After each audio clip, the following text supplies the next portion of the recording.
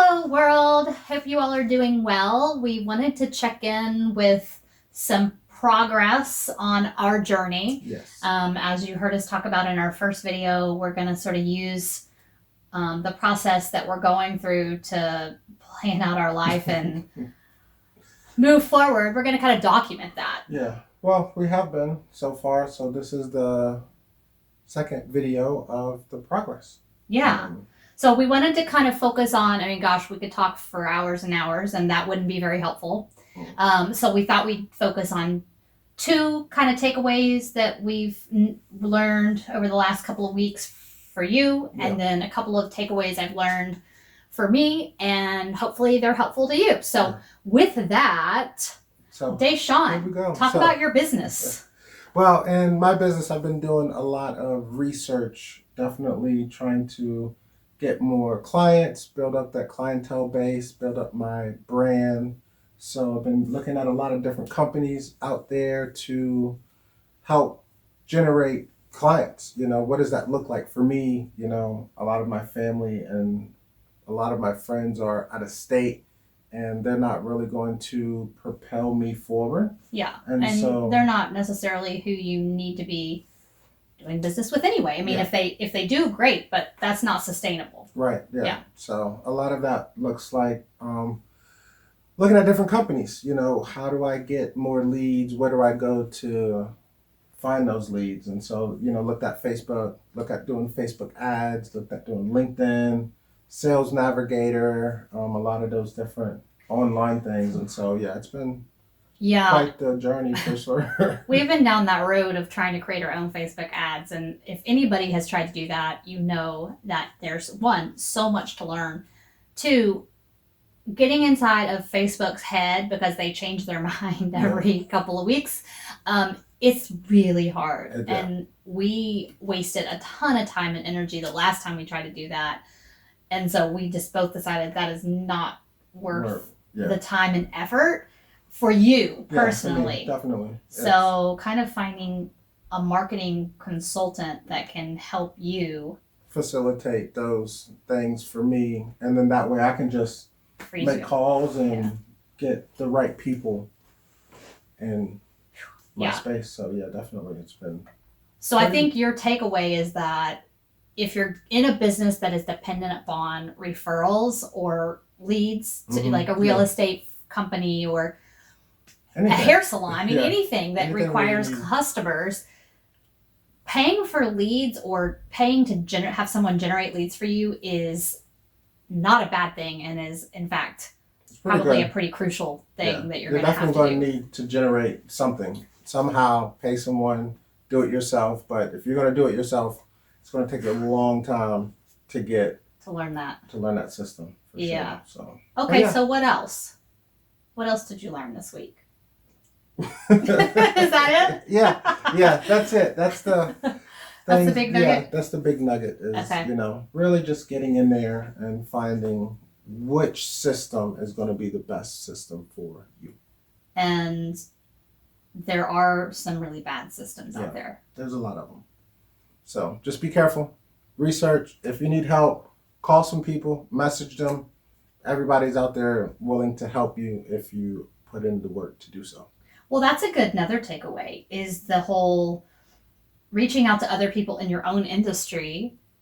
People are not opposed to sharing information. So, you've reached out to other advisors that are in your circle of influence, but outside of your actual company, that are with completely different companies, but kind of do the same thing. Therefore, they're facing the same challenges. And that's been huge too. Yeah, it's definitely helped me out a lot when I went to another agent or another advisor and said, hey, what's working for you?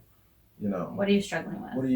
Exactly. How do you see yourself moving forward with what's going on? And so he's like, hey, you should be doing X, Y, and Z, or at least look into those things. I was like, well, I've had some ideas with this and this. He's like, try it out. If you hit a home run, let me know. And I was like, definitely. So. And so if you're watching and you have questions for Deshawn, reach out. You know how to find us on our social media at The Talking Couple. We're in the same boat as many of you, and we're trying to put one foot in front of the other and make progress. And so I think there's nothing wrong with, having a community. Reaching out there, yeah. Yeah.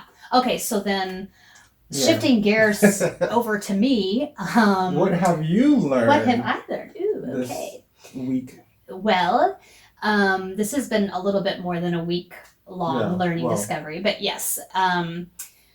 So we mentioned before that we're looking to get into real estate investing as a way to add another element of investing. Of course, we're investing in other things as well, but for sort of slow, steady growth and as a way to generate passive income. So what have I learned? I have learned that I have so much more to learn. Don't we all? That's like an understatement of constantly looking and researching and learning, but that's good. That's good. So I've been reading a lot, which has been good, but the more I read, whenever I get a glimpse of like, oh yeah, I think we have a good plan now. Then it's like, oh my gosh, we have so much. We have so much to figure out. So there's that. What was the other one? Oh yeah. I have my handy dandy Post-it note. The other one was, and this is good advice that I've heard, is yes, there's all different strategies you can have in real estate. You can invest in single family homes. You can buy. You can rehab them, you can rent them out, you can flip properties, which is more of like a job, not so much passive income. You can invest in REITs, like real estate investment trust, I think is what it stands for. It's clearly, I have more learning to do. There's a lot of different things you can do, but you can invest in mobile home parks. I mean, literally, there's a whole endless supply of things you can do. And that was kind of overwhelming to us to know what's the right strategy. And so therefore we weren't taking a whole lot of action because we were kind of which way do we go? Analysis paralysis. Too much information. So I think the one thing we have decided over the last couple weeks is, hey, this is the route we want to go, and therefore have a strategy and stick with it, because otherwise you're kind of chasing the shiny new thing. So for us, our strategy is going to be multifamily in rental property. Yeah, rental property. And we don't just mean a duplex or a triplex. No. Preferably larger units. So at least 20, 24? Yeah, 15 to 25 maybe, something like that. Looks good. To get started. So that feels good. It feels good to have a strategy. Now we know where to hone in our attention and our energy on learning. Right. And it gives us more focus, and it gives us an ability to take that next step. Because when you're in that analysis paralysis phase, you can't go anywhere. It's like, oh, where am I going? I don't know. Pick something. So we picked our thing. Yep. And now we're moving forward on that.